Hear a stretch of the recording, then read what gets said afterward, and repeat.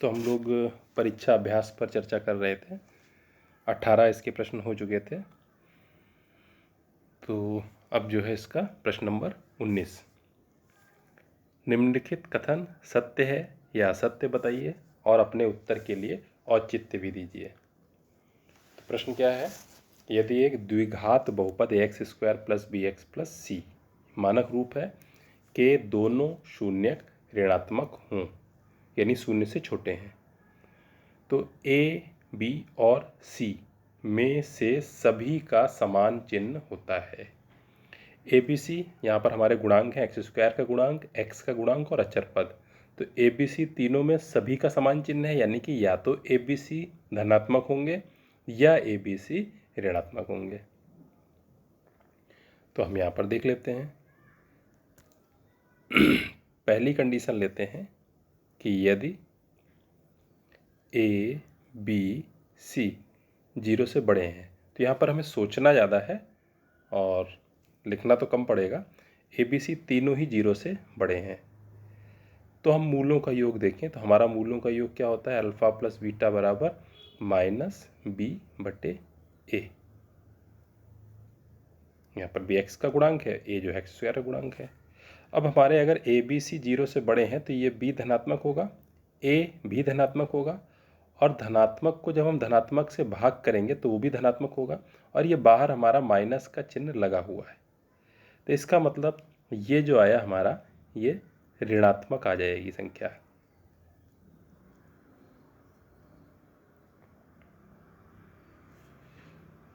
और गुणा हम निकाल लें तो अल्फ़ा बीटा, तो अल्फ़ा बीटा हमारा क्या आएगा? गुणा है c/a होता है, और c और a जैसा कि हमने यहाँ पर शुरू में माना था, ये तीनों ही 0 से बड़े हैं, धनात्मक हैं। तो जब c और a 0 से बड़े हैं, c और a का जो भाग है वो भी हमारा 0 से बड़ा होगा, यानी कि ये भी हमारा यहाँ पर धनात्मक होगा। तो यहाँ से हम देखें फिर, अब ए बी सी तीनों ही हमारे 0 से बड़े थे, तो यहाँ पर हम देखें अल्फ़ा बीटा बराबर c/a निकला, यानी कि धनात्मक। अब दो मूल हैं, दोनों की गुणा धनात्मक है। दो मूल हैं या दो संख्याएं हैं, दो शून्यक है हमारे, दोनों की गुणा धनात्मक हैं। या तो अल्फ़ा और बीटा दोनों ही निगेटिव होंगे, या अल्फ़ा बीटा दोनों ही पॉजिटिव होंगे। और ऊपर जो हमारा निकला ये जोड़ हमारा ऋणात्मक निकला। तो अगर अल्फ़ा बीटा दोनों ही धनात्मक हैं तो इससे जो जोड़ है ये हमारा ऋणात्मक नहीं हो सकता। इसका मतलब क्या हुआ कि अल्फ़ा बीटा दोनों ऋणात्मक हैं, तो इससे हमारा गुणा तो धनात्मक आ जाएगा, और अल्फ़ा बीटा दोनों ऋणात्मक हैं तो इनको हम जोड़ने से उत्तर हमारा ऋणात्मक आ सकता है, क्योंकि बड़ी संख्या इसमें से जो हो वो ऋणात्मक है। मतलब दोनों ही ऋणात्मक हैं, तो जब ऋण और ऋण को हम जोड़ेंगे तो उत्तर भी हमारा ऋणात्मक होगा। तो यानी इससे हमारा ये यहाँ पर सिद्ध हो गया कि अगर ए बी सी > 0 है तो हमारे दोनों ही मूल जो हैं, दोनों ही शून्यक जो हैं वो ऋणात्मक होंगे। फिर आगे हम देखें दूसरी कंडीशन, ए बी सी <0 है, सब माइनस के हैं, यानी कि तो अल्फ़ा + बीटा क्या हो जाएगा? -b/a।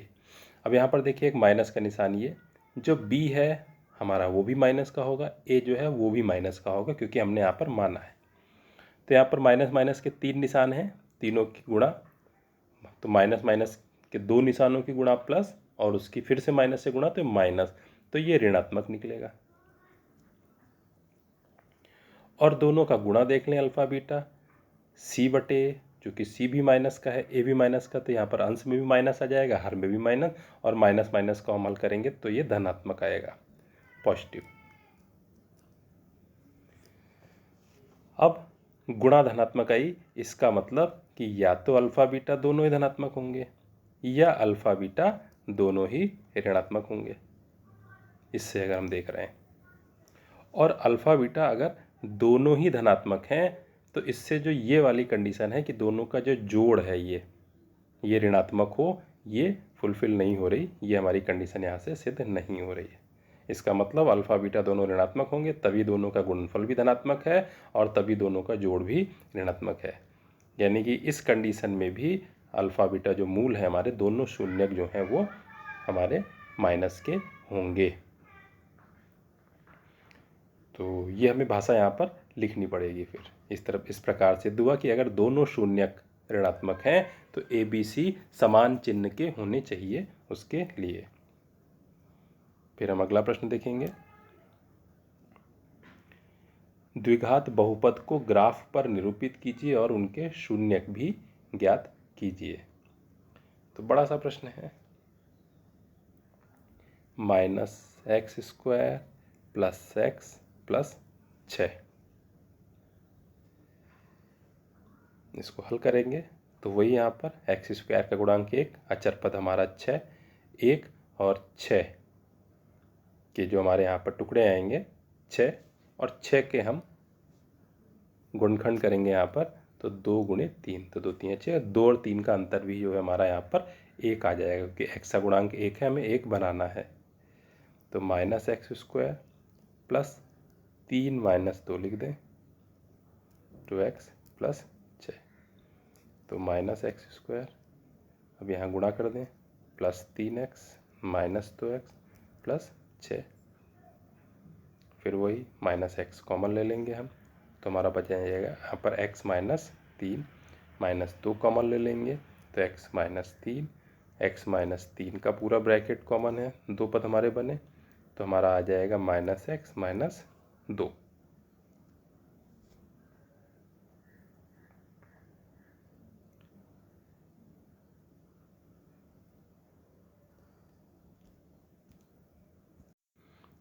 अब यदि x - 3 को हम 0 करते हैं तो x का मान 3 आ जाएगा और -x - 2 को 0 करते हैं तो -x बराबर +2 यानी x बराबर -2।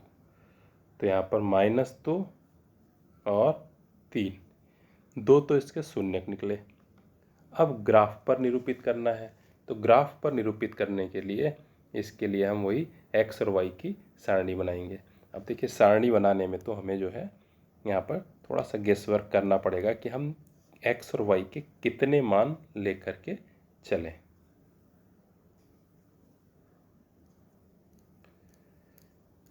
तो कुछ मान जरूरत भी पड़ेंगे और कुछ मान जो है हमारे एक्स्ट्रा भी निकल आएंगे।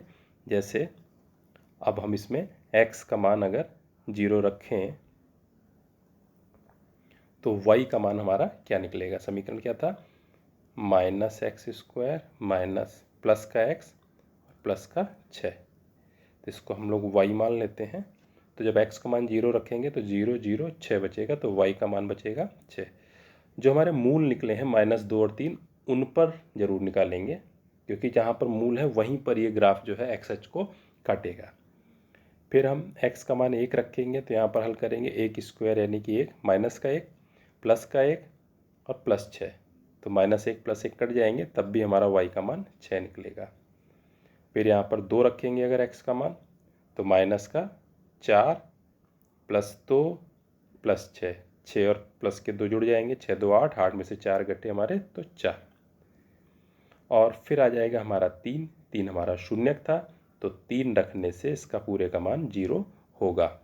-9 + 3 + 6, तो 3 और 6 9 हो जाएगा, 9 - 9 0 हो जाएगा।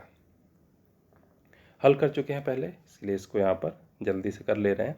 -1 अगर रखेंगे तो -1 रखने से -1 का वर्ग प्लस -1 + 6, तो -1 का वर्ग 1 हो जाएगा लेकिन -1 लगा हुआ ऑलरेडी, -1 + 6, तो -1 -1 -2, 6 में से 2 घट गए हमारे तो यहाँ पर बचेगा 4।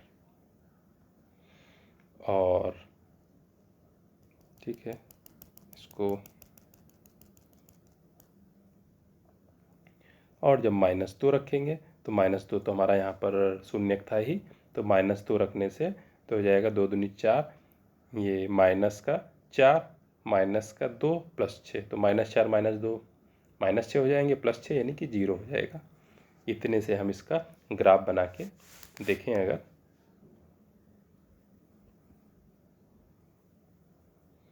तो पहले तो हम इसके शून्यक बना लेते हैं। तो -2 और 0, तो x का मान -2 और 0 यानी कि एक ही बिंदु हो जाएगा, और 3 0, तो एक ये बिंदु हो गया हमारा। और बिंदु हम देख लें, 0,6, x का मान 0, y का मान 6, यानी लगभग ये x का मान 1 और y का मान 6, यानी कि लगभग ये x का मान 2, y का मान 4, यानी कि इस तरह से x का मान -1 तो y का मान 4, यानी इस तरह से। तो ये जो ग्राफ बनेगा, अगर हम सारे बिंदुओं को मिला दें इस तरह से, तो ये लगभग इनके बीच में तो इस तरह से जाएगा और इस तरह से ये काटते हुए आएगा। अब ये जो बिंदु थे हमारे, ये और ये, इन दोनों के बिंदुओं के बीच में ऐसे ग्राफ उठा हुआ रहेगा, ऐसे थोड़ा सा उठा हुआ रहेगा, 0 और 1 के बीच में था, तो ये हमारा इसका ग्राफ बन गया। फिर हम इसके अगले प्रश्न पर चर्चा करते हैं। तो जो इसका दूसरा पार्ट था, y बराबर x² माइनस 6x प्लस 9, तो इसके हमें गुणनखंड करने हैं। तो इसका हमने बताया था कि जैसे ही हमने देखा यहाँ पर एक वर्ग संख्या है 9, तो इसको हम चेक कर लें क्या ये पूर्ण वर्ग तो नहीं है, बीच में माइनस आ रहा है। तो अगर हम इसको चेक करेंगे तो x माइनस 3 की घात 2, a माइनस बी की घात 2, पूरे की घात 2, a minus b whole square, तो a square plus b square minus 2ab, यानी कि ये समीकरण हमारा बन गया। तो इसको जब हम निकालेंगे x माइनस 3 को 0 करके, तो x का मान 3 निकलेगा। क्योंकि द्विघात समीकरण है तो दो मूल इसके होंगे, तो दोनों ही 3 3 मान सकते हैं। ये द्विघात भी है, और तो ऐसे एक ही मूल होगा, लेकिन जो कि दो घात में है तो दोनों ही मूल इसके समान होंगे, 3 और 3। अब वही यहाँ पर x और y के मानों के लिए हम एक सारणी यहाँ पर तैयार करें। x के सापेक्ष y के मान, तो हम 0 से लेकर चलते हैं। अगर x का मान 0 रखेंगे तो यहाँ पर 0 माइनस 3 पूरे की घात 2, यानी कि 3 की घात 2, यानी 9 आ जाएगा। फिर हम मान बढ़ते जाएंगे, 1, जब x का मान 1 रखेंगे तो 1 माइनस 3 यानी -2, -2 की घात 2 यानी कि 4, 2, 2 माइनस 3 यानी -1, -1 की घात 2 मतलब 1, 3, 3 रखने से तो 0 ही आएगा, शून्यता, 4, 4 माइनस 3 यानी कि 1, 1 की घात 2 मतलब 1, 5, 5 में से 3 घटाया तो 2, 2 की घात 2 मतलब 4। इसी तरह से हम 0 से छोटे रख लें, -1, तो यहाँ जब x का मान -1 रखेंगे तो -1 और -3 तो -4 हो जाएगा, -4 की घात 2 यानी कि 16। इसी तरह से जब -2 रखेंगे तो -2 -3 यानी -5, -5 की घात 2 यानी कि 25। इस तरह से ये बनेगा। अब इसका ग्राफ,